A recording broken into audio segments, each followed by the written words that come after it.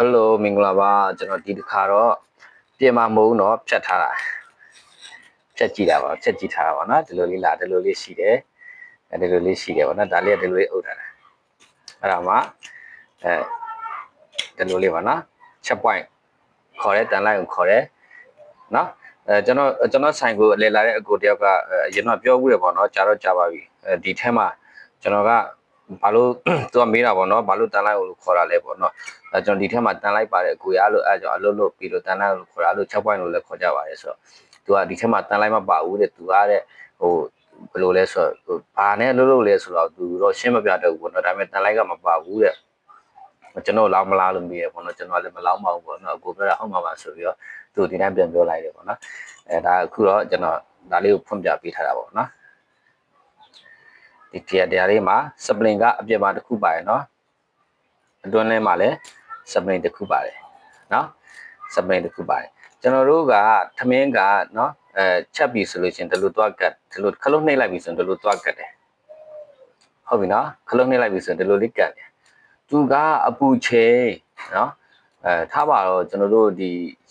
ရေခမ်းနဲ့အပူချိန်ပေါ့နော်ရေခမ်းနဲ့ထမင်းရဲ့ရေခမ်းပြီးတော့အပူချိန်က130လောက်နဲ့သူကအချိန်စလောက်ထားတဲ့တန်လိုက်ဆိုလို့ရှိရင်130အပူချိန်130ရောက်ပြီဆိုရင်ဒါလေးကကတ်ဆိုကွာသွားမှာကွာသွားတာကြီးကဒီလိုအဝေးဖြစ်သွားမှာမဟုတ်ဘူးเนาะကွာသွားမှာဒီလိုလေးဒီဟာကြီးအဝေးဖြစ်သွားမှာသူ့အတူပဲကွာသွားမှာကွာနေမှာတန်လိုက်တက်ပြေသွားမှာပေါ့เนาะ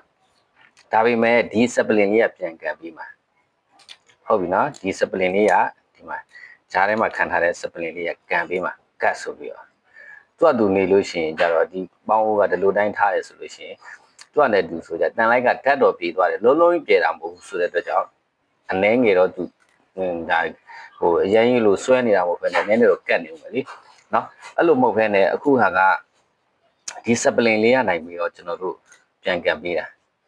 เนาะဒီ spling လေးကနည်းနည်းအားပြော့သွားပြီလို့အည်သွင်းညက်နေကြာအသုံးရလာတော့အပူချိန်ကြောင့်လို့เนาะဒီ spling လေးကအားပြော့သွားပြီဆိုရင်တန်လိုက်ကတော့ကွာနေပြီเนาะအပူချိန်တက်မှတ်တာတွေကတန်လိုက်ကတော့တက်ပြဲသွားပြီဒါပေမဲ့ဒီကောင်လေးကကန်အားမရှိတော့ဘူးဆိုလို့ရှိရင်သူကဒီနားလေးကတ်နေပါလိမ့်မယ်เนาะဒီနားလေးကတ်နေပါလိမ့်မယ်เนาะအဲ့ဒါကဒီအတွင်းထဲက spring လေးကအလုပ်လုပ်ပြရပါเนาะအတွင်းထဲက spring လေးက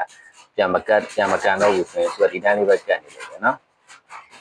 ဒီနားလေးပဲကတ်နေလိမ့်မယ်ဒီ spring လေးကလည်းသူ့အနေနဲ့သူကန်အားရှိပါတယ်ဒါပေမဲ့ပုံမှန်ပဂရီတန်လိုက်အားကိုတော့သူမကန်နိုင်ပါဘူးပေါ့နော်ပုံမှန်ပဂရီတန်လိုက်ရဲ့အားကိုတော့မကန်နိုင်ပါဘူးအဲ့တန်လိုက်ကဓာတ်ပြေသွားပြီဆိုမှပဲเนาะအပူချိန်ချောင်းပေါ့เนาะအပူချိန်130 120 130ကြောင့်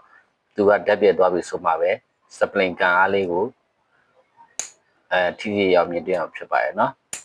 အခုပြောသလိုပဲထမင်းကတော့ကြက်ပြီပေါ့เนาะ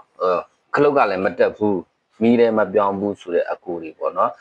ဒါလေးကြောင့်ပါပေါ့နော်ဒီ spring ရဲ့အတွင်းထဲက spring လေးကခံအားမရှိတော့တဲ့ကြောင့်ပေါ့နော်အဲဒါကြောင့်ဖြစ်တာပါနော်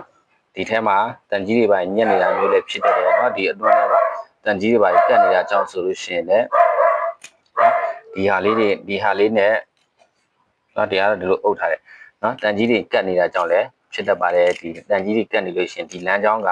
ပြန်ကန်လိုက်ပြီမဲ့ spring ကလည်းပြန်ကန်တယ်တန်လိုက်ကလည်းတက်ပြပြီเนาะဒီအတွင်းထဲမှာတန်ကြီးတွေရှိနေတယ်ဆိုလို့ရှိရင်လည်းเนาะဒါလေးကအပေါ်ပြန်မတက်ပါဘူးเนาะအဲ့တော့ကြောင့်တကယ်လို့တန်ကြီးကြောင့်ဆိုလို့ရှိရင်เนาะကိုယ့်အနေကိုလက်လေးနဲ့ဒီလိုလေးလုပ်လိုက်ပါเนาะဒီလိုလေးဒီနည်းနည်းလေးအဆင်ပြေအောင်เนาะ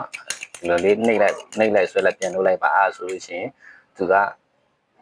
ဒီတန်ကြီးလေးတွေတော့နည်းနည်းပြန်ချောသွားလိမ့်မယ်ပေါ့နော်ကတ်နေတဲ့ကြီးလေးတွေပဲဖြစ်ဖြစ်ဖုံလေးတွေပဲဖြစ်ဖြစ်ပေါ့နော်အဲ့ဒါလေးတွေချောသွားပါလိမ့်မယ်မဟုတ်လို့ရှိရင်ဒီကောင်နှိပ်ထားပေးမယ်လေတန်လိုက်ကလည်းခွာတဲ့ spring အားလည်းပြန်ကတ်နေဆိုလို့ရှိရင်တော့နော်အဲ့တန်ကြီးလေးတွေဟိုဒီလိုလေးလုပ်လိုက်တော့ရပါတယ်နော်ဒီလိုတန်ကြီးလေးတွေဒီရလေးဒီလိုလေးတွေလုပ်လဲထမင်းကြက်လဲခလုတ်ကပြန်မတက်ဘူးဆိုလို့ရှိရင်တော့ spring အားအရင်ပြော့နေပါပြီနော် spring အားပြော့နေပါပြီနော် spring အားပြော့သွားတဲ့အတွက်ကြောင့်တမျိုးလေးမကန်တာပါဒါကြတော့ဒီဟာပဲလဲရမှာပါပဲเนาะကျေးဇူးပါဗျာ